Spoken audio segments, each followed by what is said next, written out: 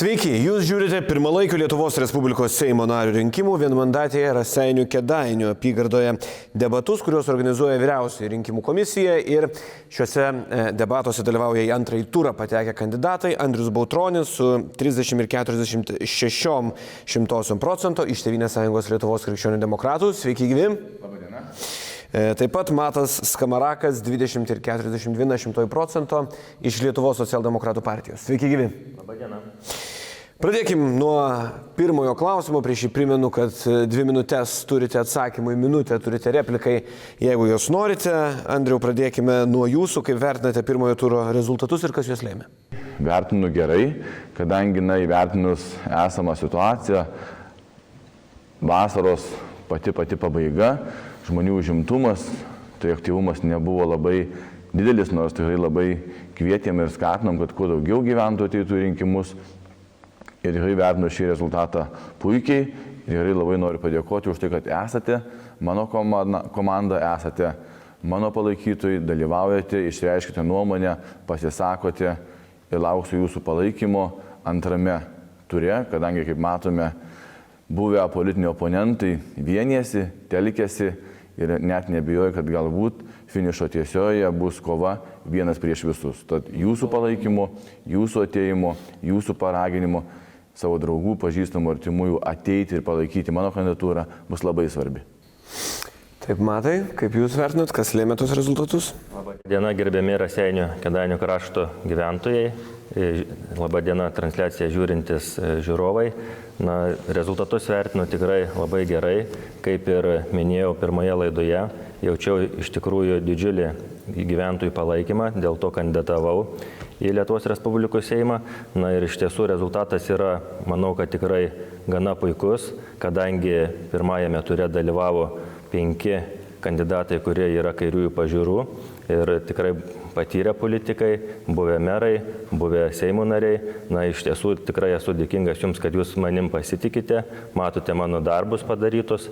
Ir žinoma, tikiuosi, kad antrajame ture ateisite mane palaikyti ir žinoma džiaugiuosi, kad tiek koalicijos partneriai, tiek buvę kandidatai vertina visą darbą, jau ne vienerius metus dirbome kartu, vertina mane kaip žmogų, žino, koks esu, dėl to ir palaiko. Tai tikiuosi, kad Jūs ateisite, nuo Jūsų aktyvumų priklausys ir galutiniai rezultatai. Tai rugsėjo 17 dieną kviečiu palaikyti mane, Lietuvos socialdemokratų partijos kandidatą Matą Skamaraką, antrajame rinkimų ture. Ar turėsim replikų? Važiuojam toliau. Kokias apygardos problemas galima ir kaip galima išspręsti šios kadencijos Seime? Andriu. Taigi tikrai šios kadencijos Seimui darbo liko ne tik ir daug, realiai metai laiko, todėl prirašyti į programas tai, kas galbūt bus neįmanoma, tai būtų akiplėšiška. Problemos labai aiškios. Vasaros laikotarpiu aš su komanda vykdžiau apklausą Raseinių Kėdainių apygardoje, išanalizavome esamą situaciją, esamą problematiką ir aiškiai gyventojai suvarno, kur mato didžiausias problemas. Tai yra biurokratija, kelių ir tiltų renovacijos ir be abejo eilių mažinimas ligoninėse bei poliklinikose. Visą tai įmanoma padaryti dar per šiuos likusius metus ir šios problemos yra pačios aktualiausios, pačios reikšmingiausios mūsų šioje apygardoje, apie kurią mes kalbame, Raseinių Kėdainių. Be abejo, šalia išvardintų problemų mes turėtume spręsti dar eilę kitų, galbūt šiek tiek mažesnių, šiek tiek didesnių, bet reiktų labai aiškiai įsivardinti, kad likus metams laiko turi būti labai konkretus, aiškus tikslai, uždaviniai, kas bus įgyvendinta per šiuos metus. Taip, Matai? Yra iš tiesų gana nemažai problemų. Sakykime, pirmiausiai, tai žinoma, mūsų gyventojai, mūsų rajone, bent jau Raseiniuose, gyvena apie 66% gyventojų kaimiškose vietovėse, o 34 mieste, tai Raseiniuose ir Ariogaloje. Tai iš tikrųjų žmonėms, kurie gyvena kaimiškose vietovėse, yra aktualūs kelių klausimai, juos reikia spręsti ir be abejonės tą darysime. Savivaldybė yra parašiusi raštą Lietuvos savivaldybių asociacijai, kad asociacija kreiptųsi į Finansų ministeriją, kad būtų padidintos lėšos 20 2024-2025 metams, nes jos šiuo metu yra apie 20 milijonų mažesnis negu buvo prieš tai. Na, jeigu būtų padidintos, tai iš tikrųjų pajudėtų tam tikri projektai ir be abejonės būtų išasfaltuoti ir keliai ir taip toliau. Na ir žinoma, reikia žiūrėti į tam tikrus objektus.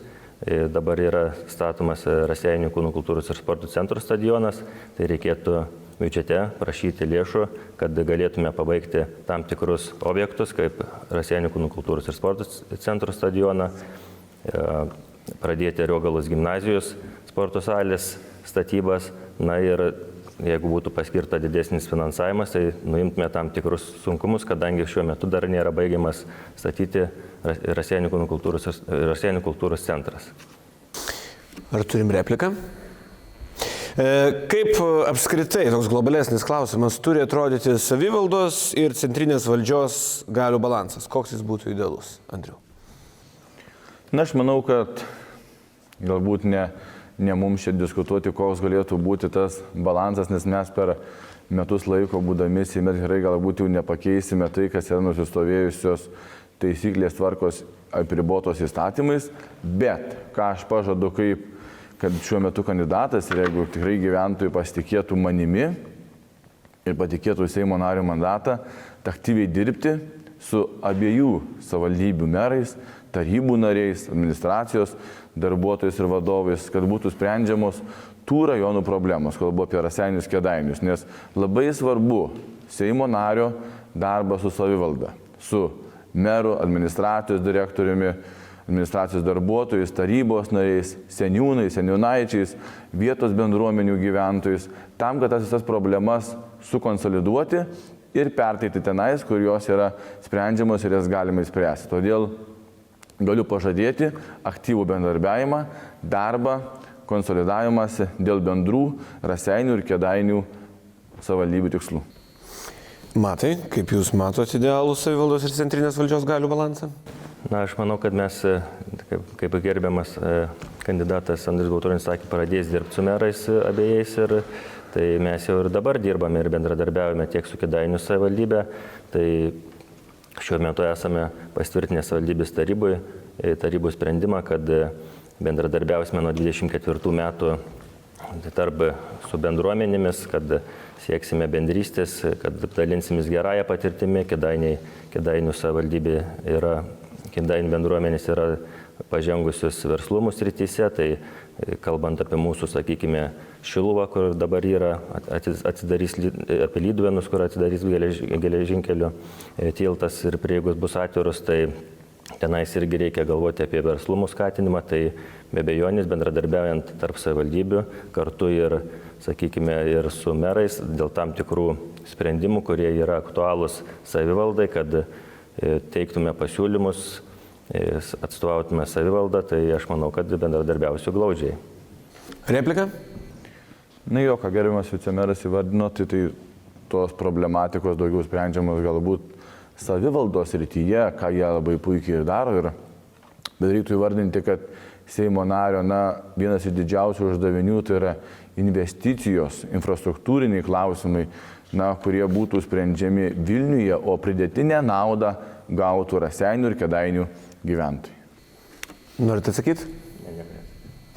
Rudens sesija Seimo, ją jau ir pateksit prasidėjusią, jeigu keliausit į Seimą, kokius svarbiausius klausimus tos rudens sesijos matot, Andriau?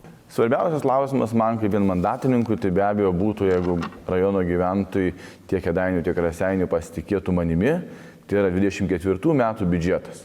Ir biudžetas turėtų būti labai aiškus, augantis tiek Raseinių kraštui, tiek Kėdainių kraštui. Nes tai yra pagrindinis valstybės dokumentas priimant 24 metų biudžetą, nuo kurio atliepia ir savivaldybių gyvenimas, bendruomenių gyvenimas, įstaigų, įmonių gyvenimas. Tai čia dėsiu didžiausias pastangas, kad per finansinę naudą didžiausią naudą gautų Raseinių rajono savivaldybė ir Kėdainių savivaldybė. Tai yra didžiausi uždaviniai, nes tik tais gavus tinkamą, reikalingą ir didesnį finansavimą būtų galima išjudinti tam tikras problematikas, apie kurias mes ir kalbame. Kokius jūs matote svarbiausius rudensius klausimus? Aš taipogi pasakysiu, kad svarbiausias yra biudžeto formavimas ir reikia numatyti kiek įmanoma daugiau lėšų jau anksčiau minėtiems objektams. Ar norit replikuoti? Važiuojam tada prie kito klausimo. Mokesčių reforma yra vienas iš šios kadencijos pažadų turbūt likusių. Kaip jinai turi atrodyti, jūsų nuomonė, į ką turi būti orientuota valstybės mokestinė politika apskritai? Andriau. Na jo, mes jau apie mokestinę politiką kalbėjome keliuose debatuose, tai aiškiai varnu, kad taip. Tai yra įstatymas, tai yra projektas, tai yra idėja, kurią reikia įgyvendinti, tačiau nereikia jos įgyvendinti buldozeriu, nereikia jos įgyvendinti vienašališkai.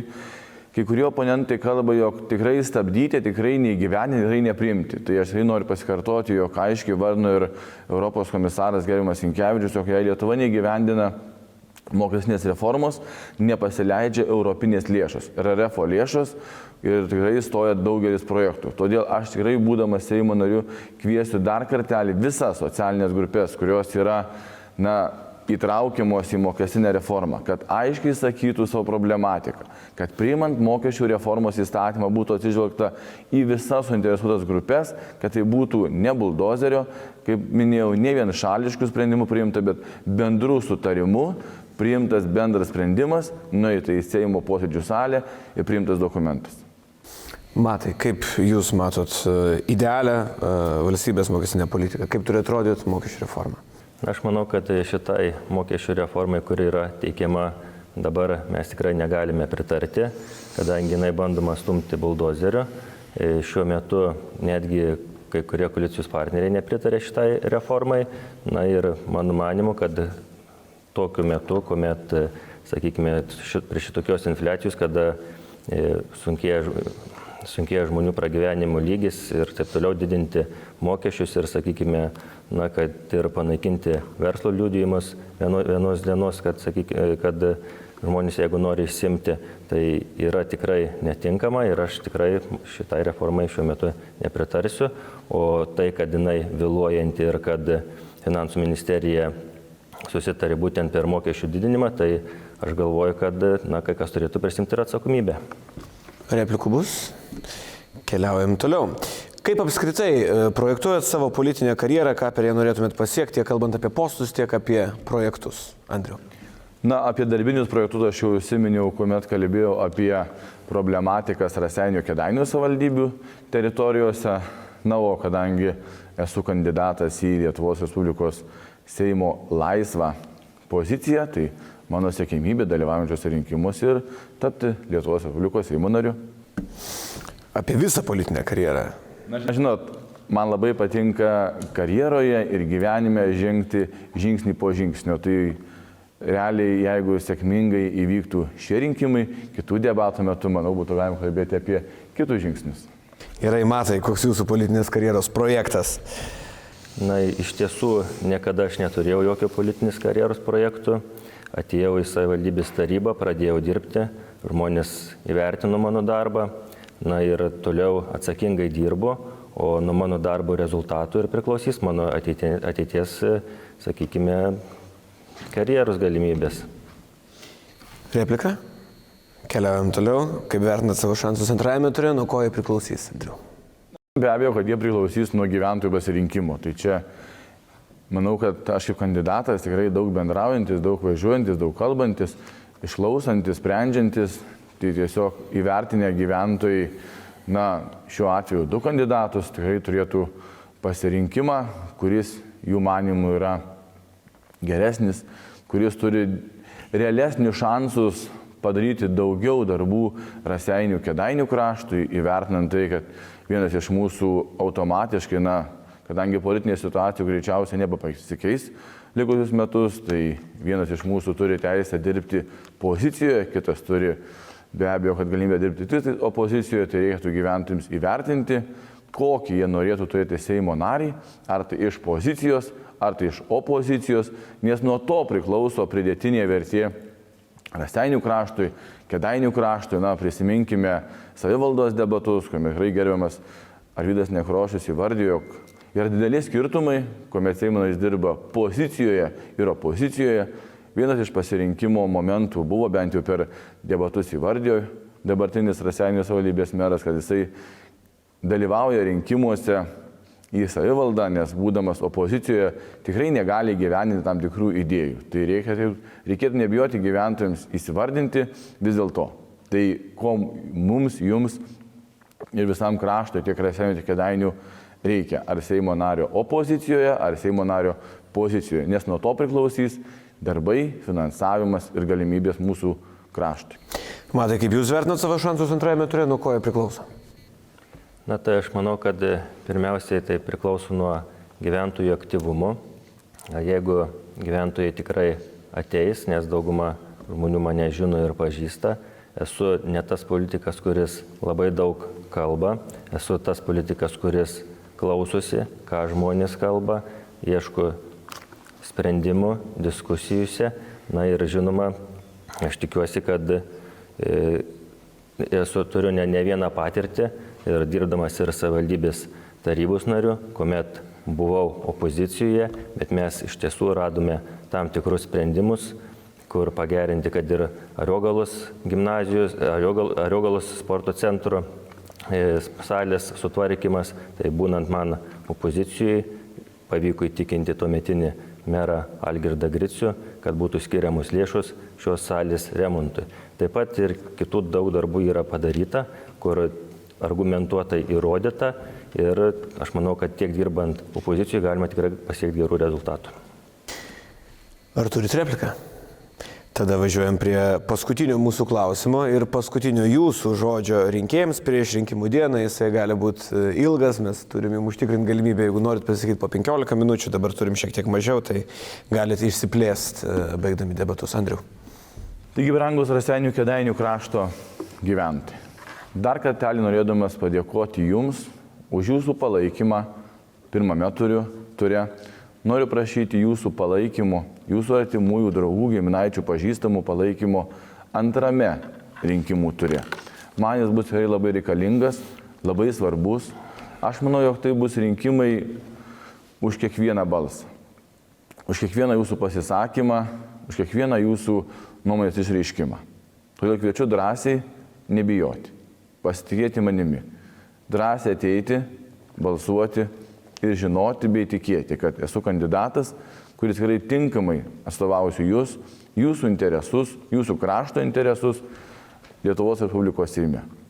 Kaip ir paminėjau prieš tai diskusijoje, valdančioji dauguma greičiausiai nebepasikeis, todėl patikėję man mandatą dirbant Seime, būčiau Seimo narys, dirbantis valdančioji daugumoje, tikrai turėdamas galimybę aktyviai dirbti su Seimo nariais, su ministrais, su ministrų patarėjais, padėjėjais, viceministrais, sprendžiant problemas, kurios yra labai aktualios tiek Raseinių, tiek Kėdainių kraštui. Kaip bebūtų, bet iš opozicijos ne visuomet galima išspręsti daugelį problemų, o tuo pačiu metu, kuomet lieka tik tais metai, tuo labiau. Plius, mano darbinė patirtis būnant meru, tikrai yra įdirbis didelis, atsakingas ir manau, kad bus lengva, dirbant man Seimo nariu, jeigu pasikviesite manimi, sprendžiant problemas jau su ministrais, su ministrų ratu, nes tas įdirbis tikrai atliktas dirbant meru. Tad ačiū Jums ir lauksiu Jūsų palaikymo, pasitikėjimo antrame rinkimų ture. Matai, Jūsų paskutinis žodis prieš rinkimus. Tai tikrai noriu dar kartą padėkoti Raseinių Kėdainių krašto gyventojams už palaikymą ir labai jūsų visų prašau, nesvarbu, kurį ar mane, ar Andrių, gerbiam Andrių, palaikytumėt, bet svarbiausia, kad jūs visi ateitumėte atlikti pilietinę pareigą ir rugsėjo 17 dieną sudalyvautumėte rinkimuose ir išreikštumėte savo nuomonę.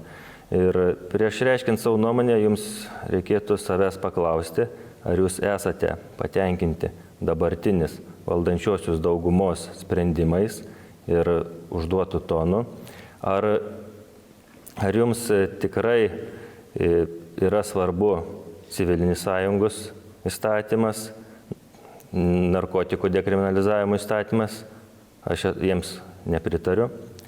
Ir žinoma, aš būčiau 13 frakcijos narys, pastiprinantis opoziciją.